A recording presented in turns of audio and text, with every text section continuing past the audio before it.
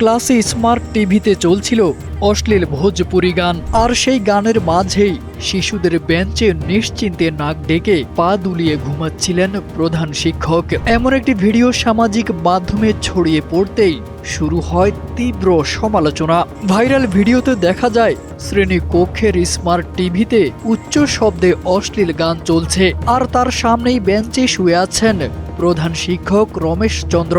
জানা যায় ওই প্রধান শিক্ষক প্রায় মদ পান করে স্কুলে আসতেন এবং দায়িত্বে অবহেলা করতেন।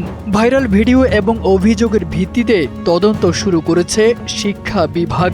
প্রাথমিক তদন্ত শেষে তাকে সাময়িক বরখাস্ত করা হয়েছে।